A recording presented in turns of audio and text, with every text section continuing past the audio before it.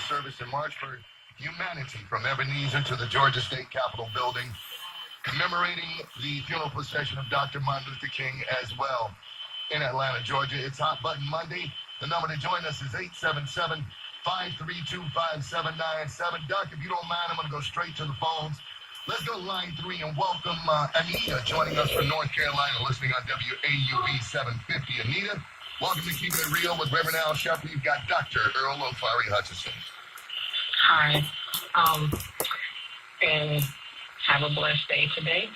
But what I wanted to say is something about the labor, okay? I was looking at the Ten Commandments over the weekend, and when Ramses let Moses out at the desert, Moses didn't know his mother. He didn't know what religion he was looking for. He didn't know anything. He just knew his people should have been getting paid. So we have to look at what's going on that's been happening in the history of man for a long time. Someone wants to tell someone else what to do, and then they want you to do all the work for them. And labor is so important because, as we know, when Elijah Muhammad came out, he said, look, I don't need you to rape my women. I don't need you to beat my children. I'll take care of my own. You just make sure you take care of your own, okay? And that's what he said. He said, I want to make sure my children have a real life, a fair life, the same type of life that you think you should have, I think I should have. And we're going to agree to disagree. And this will not happen again on his watch. And that's the same thing Moses said when he decided in pure determination, not knowing who he was. His mother had just passed, so he never got to really know his mother. He had rescued her from the bricks where she was lubricating the bricks when they were building, I guess they were building pyramids back then. And he had rescued her, and then he never got to get, somebody wanted his family's wealth so bad that he couldn't know his mother. And that's really, really bad. And he was supposed to have been deceived. And there was no Christian religion, there was no Jewish religion, and there was no Islam back then. And Moses also married an Arab who was, I don't know if they were called Arab back then, but she was a descendant of Ishmael, which was Abraham's other son, who Abraham and his wife argued with, so people have to have relationships first established so that no one will be violated. And we got to take this really, really seriously, or we're going to continue to have an injustice and use other people from other countries to work cheap where they've already abused us over here. They're going to abuse the other people. So it's not fair to them either. So God bless, and that's what I wanted to say about it. We appreciate that. I mean, her thoughts, Dr. Hutchinson, we were talking earlier, me and former Labor Secretary Chris Liu, about the jobs report that came in about 50% short of what analysts were expecting. So I guess, that's where she's trying to tie in the plight of labor. Give me your thoughts about that. Well, I'll skip the biblical part. That was last week. Yeah. This week, we got to get down to hard facts. The fact of the matter is we've seen two things. We are hearing over and over again that the Trump/GOP tax reform bill is going to work wonders for employment. A lot of jobs supposedly going to come back to this country. Industry now is going to invest much more because they have a savings from the tax decrease, corporate tax rate fall. So we keep hearing that. Unfortunately, what we do know, this brings it into the second thing, the jobs that are created, they're not going to be, those days are gone, they're not going to be the manufacturing, the big production jobs that our fathers and grandfathers that that routinely saw as union protected, full health benefits. In other words, you were taken care of both on the job and off the job and in your retirement years. Retail, service, minimum wage, very minimum wage, no labor protections, no health care or minimal health care programs. So are companies. So we're seeing that.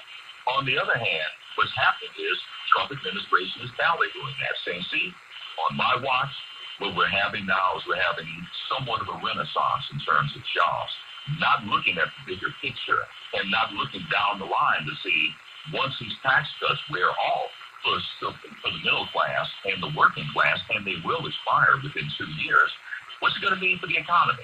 And also there are many other signs on for you well know because you're an inveterate watcher of the market. And you watch those trends, and you see the cyclical thing that the market goes through.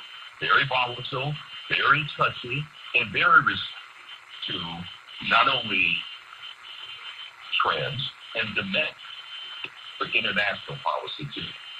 Tariff, so-called tariff, that Trump is trying to wage and fight with China. Yeah, I couldn't agree with you more, Dr. Hutchinson. No question about it. You know, it's sad, but I have to say it. You know, capitalism creates things, but when it creates something new, it generally destroys the old paradigm. It's called creative destruction. Alan Greenspan talked about it. Right. And it is a reality. 877-532-5797. You're not going to change it. When they invented the automobile, the blacksmith had to find him another job. That's all. 877-532-5797. Let's go to line 5 and welcome Kevin, joining us from New Jersey, listening on XM 126. Kevin, welcome to Keeping It Real with Reverend Al Sharpton. You got Dr. Earl Ofari Hutchinson. All right, thank you for taking my call. I just wanted to elaborate on the fact that, you know, after slavery, after the Emancipation Proclamation, most of the people that were in slavery had a lot of skills. So by 1920s, they had came together and built the Black Wall Street in Tulsa, Oklahoma. And then it almost took us, I guess, it appears that it took another at least from 1863 to around in the 60s, during the turbulent 60s, because I was born in the 60s, and I remember having there was a lot of togetherness, and growing up in North and Broadway, New Jersey, I had a lot of people that just worked together. So I'm just wondering if we will, and plus I know also we have I think it's $1.7 trillion spending, 1.7 or 1.4 consumer spending. I wonder if we ever going to have a chance to work together and do for self. And you know, the Honorable Elijah Muhammad taught us about doing for self. It's a whole concept, but it's a real concept. So I'm going to hang up and just want you to elaborate on doing for self, and are we ever going to have an opportunity to help ourselves? And as far as the police are concerned, we need to police our own communities and get to know each other more. You know, like back in the 60s when the Panthers used to police their neighborhoods in Oakland, California. Thank you for taking my call. We appreciate that. Dr. Hutchinson, your final thoughts today? Well, the police, it certainly sounds like he's out of the 60s when I heard police in the communities and the Black Panther Party. I hadn't heard that in a while. Mm-hmm. But, you know, the self-help thing, Andre, is intriguing.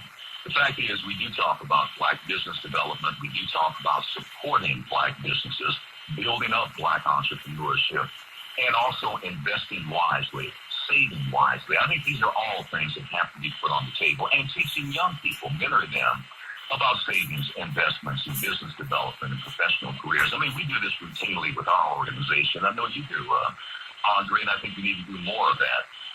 On the other hand, let's not minimize the fact that we do have some existential, external major problems that oftentimes work against us in terms of how we can develop within our communities proactively. We're all interconnected.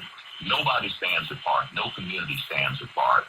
You know, if you have rising poverty, if you have income inequality, wealth inequality, I gotta tell you, it affects us, and because it's propagated at the highest levels of public policy. So we have to have a dual approach.